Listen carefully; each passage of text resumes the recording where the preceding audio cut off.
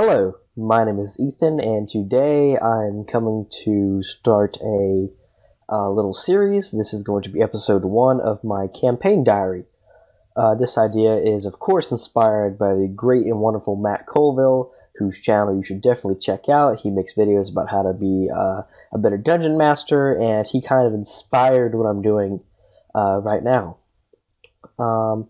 This video is going to have 2 parts. The first part will be where I just tell you what happened, and then the second part will be where I tell you everything that went on behind the screen, some of my thoughts I have, and kind of where I expect the players to go in the future. If you want to go ahead and just jump to that part, you can probably just go to this timestamp. If not, if you want to just get on with the straight dope of the story, let's get started.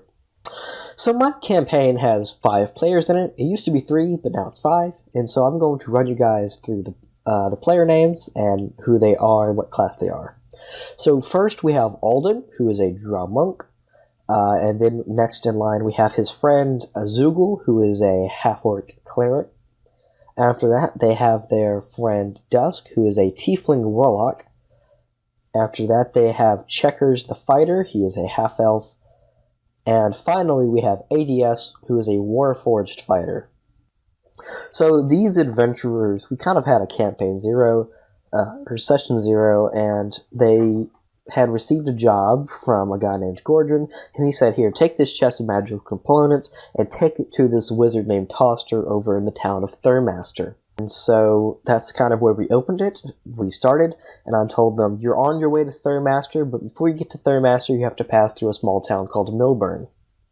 And as they were making their way to Millburn, they found themselves ambushed by some bandits who pretended to be some farmers, and they saw some archers jump out of the woods and start shooting at them. And these characters, I decided to make them 2nd level, which we'll talk about later. And these guys just absolutely decimated these bandits. It wasn't really a problem, which is good. That wasn't really expected to be a problem. And they didn't kill all the bandits because some of the archers in the woods, they fled, so maybe they'll show up again. I don't know. After that, they finally made their way to Millburn, which is the in-between town, and they kind of looked around. They arrived at the local tavern called the Baron of Mutton. They went through and they kind of checked in to their room, and they found this guy over here named Andrin, and he was holding up like his locket. He was saying, going like person to person, saying, have you seen this girl? She has black hair, she's this tall, she wears blue robes, she has a silver necklace. And he goes up to the party one by one because they kind of split up and started doing their own thing, and he starts describing them. And the players are going, okay, so there's a person missing. They might come up later. But they don't really care at the moment. So they had this interaction with this guy, and he kind of leaves them alone. They have to spend the day, in Millburn because I'm running the slow natural healing rule in the DMG, which means that they don't automatically get their hit points back after a long rest.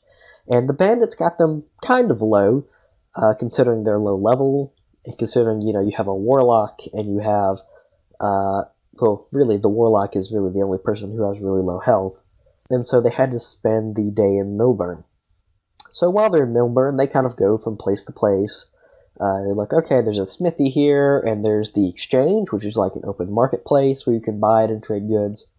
They're like, okay, cool. And I tell them, okay, you see this mansion up on the hill, which you gather to be the Carmen Mansion. Now, some of the players are pretty interested in this, so they go up and they knock on the guy's house, doom, doom, doom. And, they see an older guy open the door, and he says, what can I do for you? And the players are like, yes, we're here to see Mr. Carmen. And he says, that is me. I'm Carmen. And he says, the players are like, oh, we got a pretty nice house here.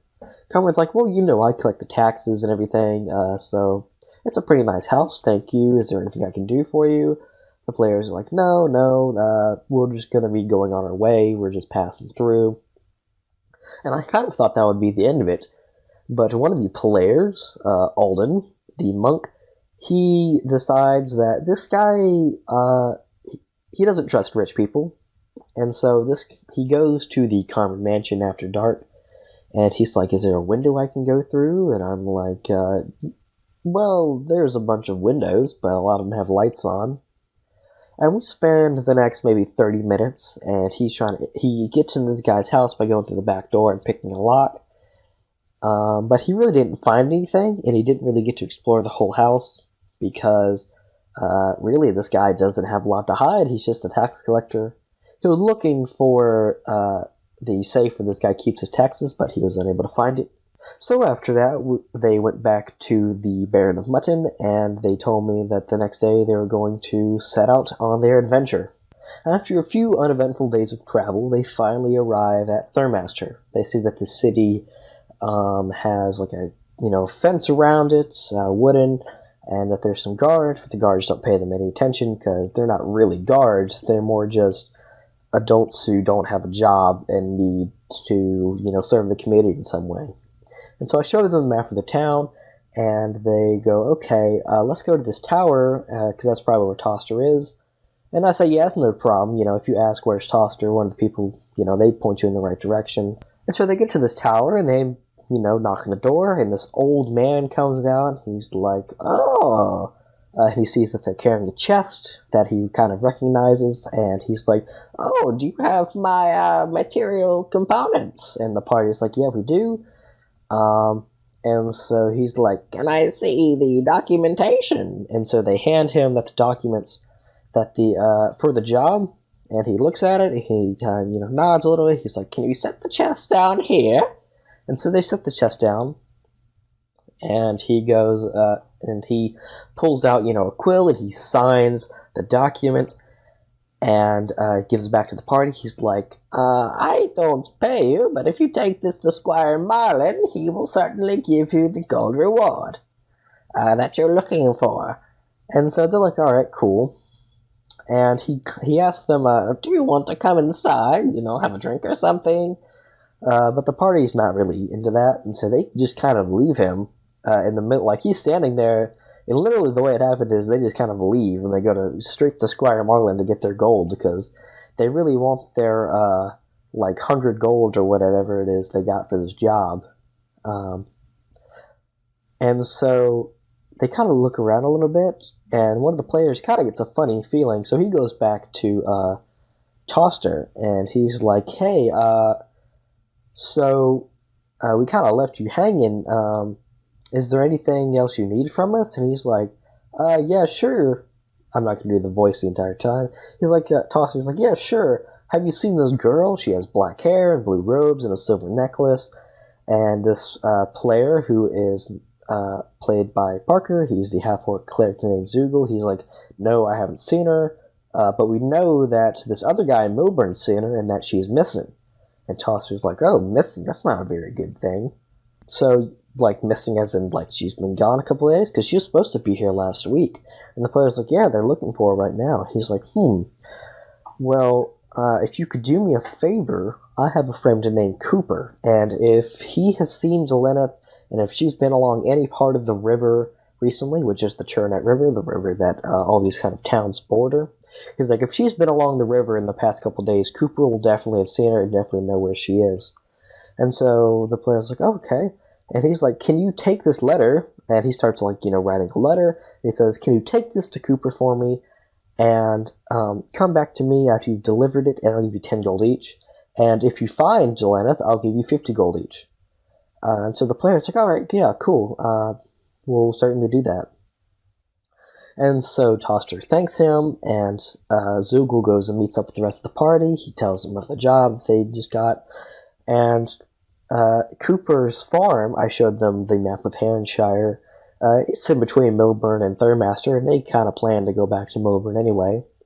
And so they make their way over to Cooper's farm. And eventually they see it, and they walk towards, and they see that Cooper, he's a kind of muscular man. He's chopping firewood, and they say, hey, Cooper, we have a letter for you. It's from Toster. And he's like, oh, okay, really? And so they hand him the letter, and he reads it. And he goes, oh no, Jelena is missing. I haven't seen her in about a week or so. I haven't seen her, but if you need help finding her, I can help you search for tracks along the river. I know this place really well. I'm a ranger. Or at least I used to be a ranger. And so the party's like, yeah, sure, that's fine. And so he's like, all right, cool. Give me a minute. I'm going to go change, go see if we can get some kind of trail on her. And so they wait, and he comes out. He's got chainmail, and they can sense that his sword has like a magical aura. It's a +2 sword. And so they're like, this guy is pretty, pretty decked out for just a random guy. Little do they know that Cooper is actually a 6th level ranger, which rangers back in AD&D were probably more useful than they are now, but, besides. He ferries them down. He's got a little raft, and he ferries them down the Churnet River and for a couple hours looking for tracks and things, but they really can't find any kind of sight of her. Eventually, as they're traveling, they look out into the woods, and they see a lone gray wolf come out. And Cooper stops the boat, and he's like, here, wait on a second, guys. And he goes over to the wolf, and they see a woman emerge from the woods beside this wolf. She and Cooper exchange a few words, and Cooper gives, the signal, come on over here. The party goes over, and they meet Oleanne the Druid. Cooper's like, yeah, this is my friend Oleanne. She's also known as, the woman of the woods. She says that she kind of has a problem. She's like, yes, I have a problem. There was this kid from the Crennan farm, and he disappeared, and I saw him the other day transform into a werebear. And I was wondering if you guys look like a healthy set of adventurers, if you guys can help me find this kid. And Cooper's like, we haven't found any track of Jelennith, and this is kind of important because a werebear could kill a lot of people if, on accident. Even though this is a kid, he's still dangerous. And so the party thinks about it for a minute, and they're like, yeah, sure, we don't have anything else going on right now. And so they agree to help, track down this kid. And so they spend the next few hours with Oleanne and Cooper, and they're traveling through the woods. Oleanne takes them to where she last saw them, and Cooper starts tracking them down. They work as a pretty great duo together. And eventually, as they're about to set in for nightfall, I have one of the characters, take a watch for the night, and they look into the woods, and they think they see something. And I say, you definitely see something because a volley of arrows rains down from the sky and hits you guys. I need everyone in this area to make dexterity saving throws. And so a lot of them pass, it wasn't that hard of a DC, but a lot of them take damage. In fact, one of them even goes down. I believe it was either Alden or Dusk. One of them went down, and so they had to go, shove a health potion into this person's mouth that they got from Cooper. And so they start fighting these orcs, and they see a band of 11 orcs come out, 10 orcs and their orc chieftain. Now, one of these players is a monk, and the monks are very good at combat, and they're all 2nd level, which I thought, it's not going to be too bad. They're supposed to be 1st level, they're 2nd level, whoop-de-doo. And I read in the rules, it says that if the orc chieftain is killed, then all the other orcs need to make a morale check or they will flee into the woods. And I like morale. I use it in a lot of my games. So I'm like, okay. And so we roll initiative, and the monk gets to go first. Alden steps up. He runs towards, using his bonus action, I believe, or something, to dash towards this orc. And he uses his key point to do Fury of Blows and attacks. And he does 40 damage in one hit. I think he rolled a natural 20 or something. And so he literally immediately killed this orc chieftain. And I go, oh, that was not part of the plan. And so I go, well, they have to make a morale check. And so I roll the morale, and they get a 1 or a 2. And I say, well, all these orcs are rushing towards you. They shot you with a volley of arrows. And you see Alden run up and just go, do a 40-hit combo on his orc, knock him into the sky.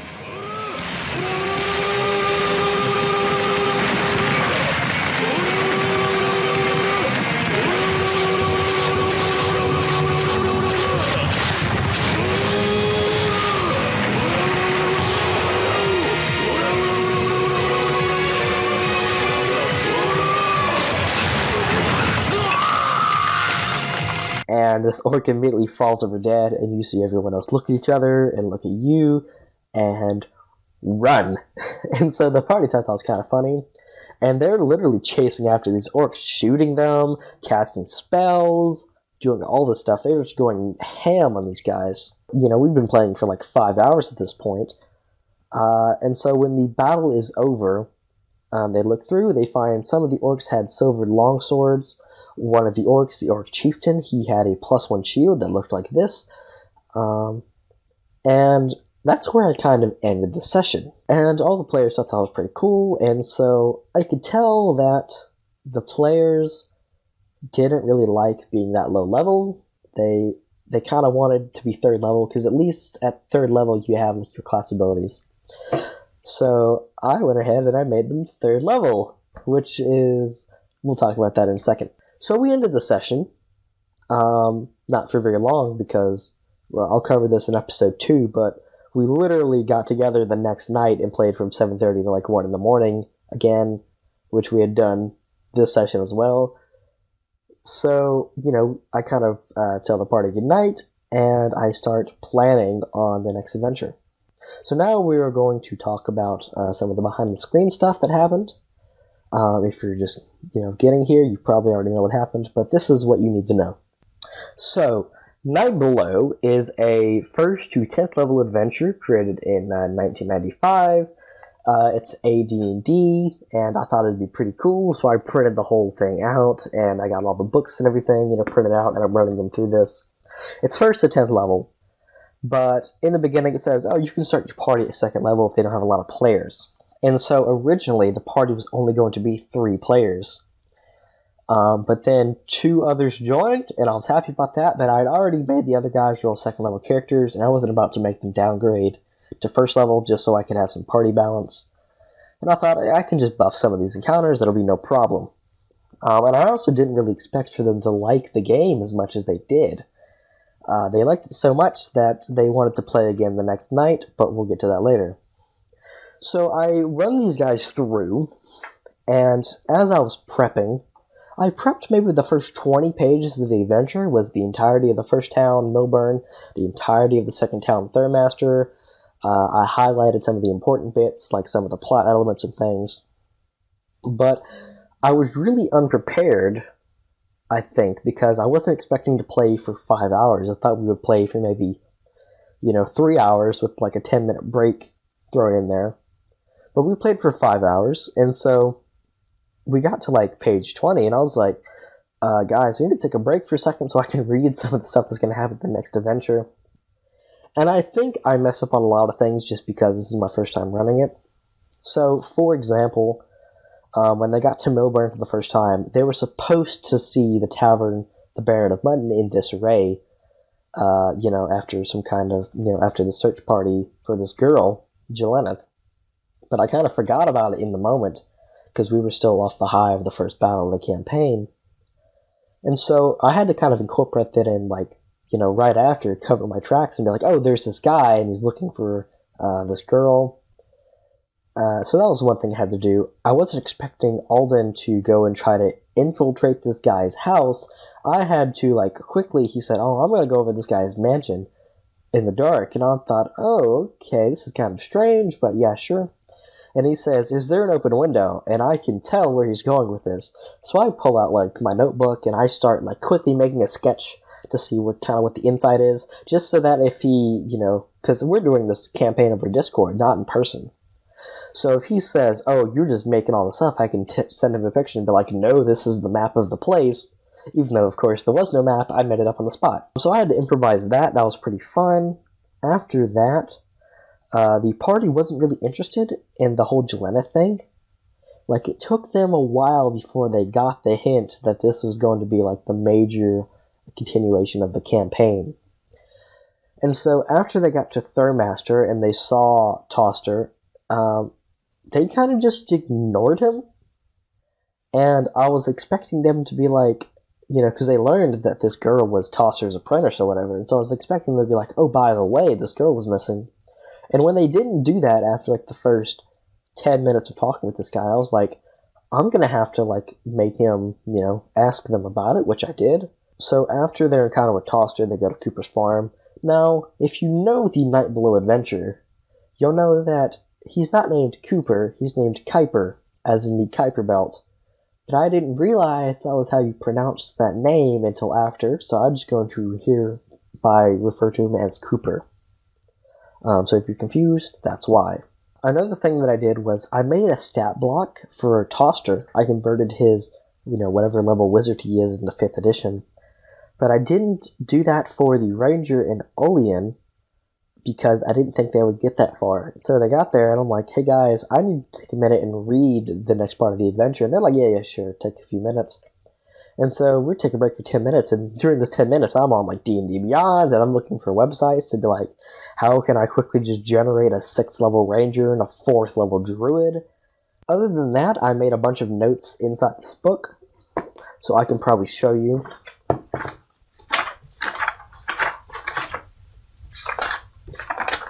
So I went through and, like, for example, for the ambush, this is the page with, I converted all the stats of the bandits to 5th edition. I went through and I highlighted all the important things with the adventure. I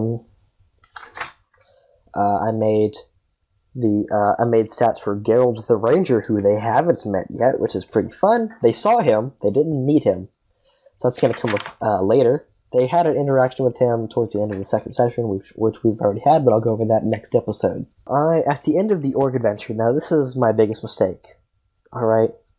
At the end of the Orc encounter, I wanted them to have their cool abilities, and I thought, because I didn't realize just how drawn out the adventure would have these players be. I thought there probably should be leveling up to 2nd level soon. So 3rd level's not a big deal, and they want it, and I thought, I want these guys to have fun. We may not even never play again, because our schedules are all so chaotic that this may be the only session. So I was like, yeah, sure, you guys level up. That turned out to be a big mistake, and that is because I flipped through the next few pages as I'm preparing for the next session, and I realized that it takes them like 10 more pages before they become level 2. And so I realize now that was a big mistake, and I'm going to have to buff a lot of these encounters up.